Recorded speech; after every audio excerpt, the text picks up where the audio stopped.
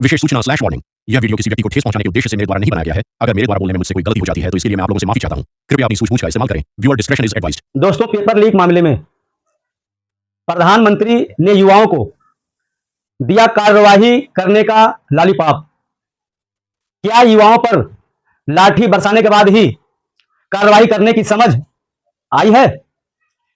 दोस्तों, यहां पर सोचने की बात यह है कि इतने युवाओं का सिर फोड़ा गया, इतने युवाओं को लाठी मारी गई, इतने युवाओं के जूता चप्पल खो गए, इतने युवाओं के कपड़े फाड़ दिए गए, और इतनी बड़ी घटना हो जाने के बाद अब सरकार जागी है और अब माननीय प्रधानमंत्री महोदय जी ने देश को संबोधित कर यह अनाउंसमेंट किया है कि पेपर लीक मामले में फर्स्ट ट्रैक कोर्ट चलाई जाएगी, जल्द से जल्द कार्रवाई की जाएगी दोषियों के विरुद्ध।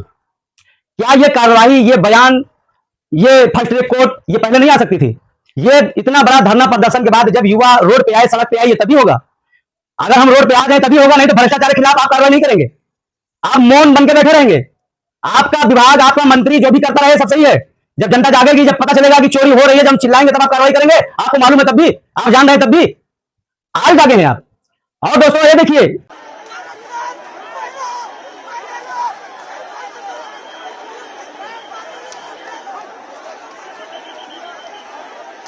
एक और बड़ी बात देखिए कि जंतर मंतर में युवाओं के साथ जिस तरह की मारा पीटी की गई है, उस पर हमारे देश के न्यायालय के न्यायाधीशों की क्या राय है?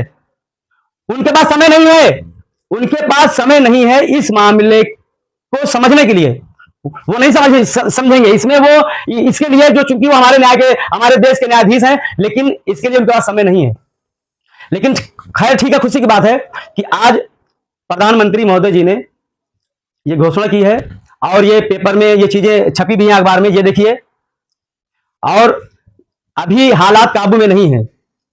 अभी हमारे युवा जंतर मंतर में डटे हुए हैं।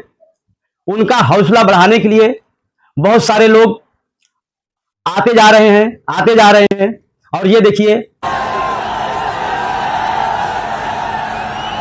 एक साहब हैं, ये भी आए हुए हैं हौसला बढ़ाने के लिए। यहां कोई राजनीतिक रोटियां सेकने के लिए नहीं आया है, यहां हौसला बढ़ाने के लिए आ रहे हैं लोग।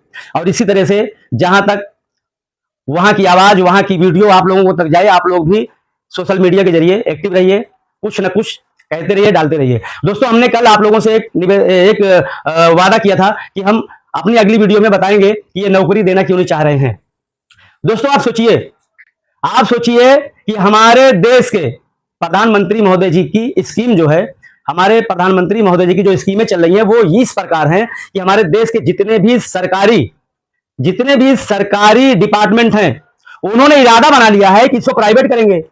और जब इसको प्राइवेट करना है और इसको प्राइवेट करके अपने चहेतों को देना है, जिससे आपको ज्यादा मोहब्बत है, अगर आप उनको देना चाह रहे हैं तो आप हमको नौकरी क्यों देंगे, हमारे बच्चों को नौकरी क्यों देंगे? तो इसका एक ही विकल्प होता है कि आप हर वर्ष पेपर लीक करा दीजिए।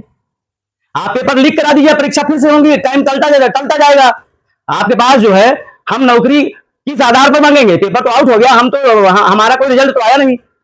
इसलिए आप ऐसा कर रहे हैं कि आपको सारी चीजें प्राइवेट करनी है। आप प्राइवेट करते भी जा रहे हैं और आपने इरादा बनाया, जो कुछ बचा भी है आप वो भी दिमाग में मन में बैठा रखे हैं कि ये भी प्राइवेट ही करना है। जब प्राइवेट करेंगे आप तो नौकरी नहीं मिलेगी। हमारा कहने का मकसद कल यही था दोस्तों, कि हम आपको बताएंगे ये नौकरी देना क्यों नहीं चाह रहे हैं। ये मेरी राय है, ये मेरी सोच है, मेरी समझ है। मैं अपनी राय से, अपनी सोच, अपनी समझ से ये बता रहा हूं कि यही मकसद इनका हो सकता है। क्योंकि जब ये प्राइवेट कर देंगे तो नौकरी पे आपको रखेंगे कहां? एक चीज हो गई। दोस्तों, हमने कल कहा था, कल की वीडियो में, कि ये जो मैंने शब्द बताया था कि ये गब्बर की फौज, वो इसलिए मैंने कहा था सर, भाई लोगों, दोस्तों मेरे, मैंने इसलिए उस बात को कहा था कि वो लोग जो थे, कोई चप्पल पहना हुआ था,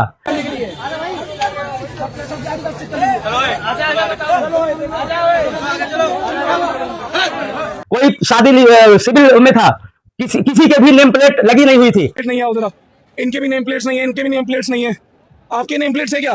इनमें से किसी के नेम प्लेट्स नहीं है। यहाँ पे चेक करें, यहाँ पे किसी के नेम प्लेट्स नहीं है सर। Wow, amazing.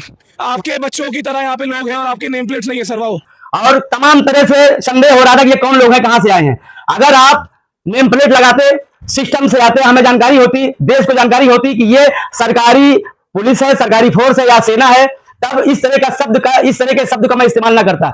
इसीलिए मेरे समझ में आ रहा है कि वहां पर पर्दे के पीछे है कोई जो खेल खेल रहा है, जो प्राइवेट लोगों को, गुंडा टाइप के लोगों को वहां पे भेजा इन लोगों ने वर्दी पहनाकर, और वो मास्क लगाकर, रुमाल बांधकर, नेम प्लेट हटाकर, क्योंकि फोर्स जूता पहनती है, बहुत सारे लोगों के हाथ में डंडा था पुलिस का, लेकिन पैर में चप्पल थी, हवाई चप्पल थी। ठीक है, इस इरादे से मैंने कल ये बातें बताई थी कि गब्बर ने हिजड़ों की फौज बनाई है, जिन्होंने युवाओं पर लाठियां बरसाई हैं। ठीक है दोस्तों, मुझे आज की वीडियो में आपको इतना ही बताना था। मिलते हैं दोस्तों अगली वीडियो में, तब तक के लिए जय हिंद।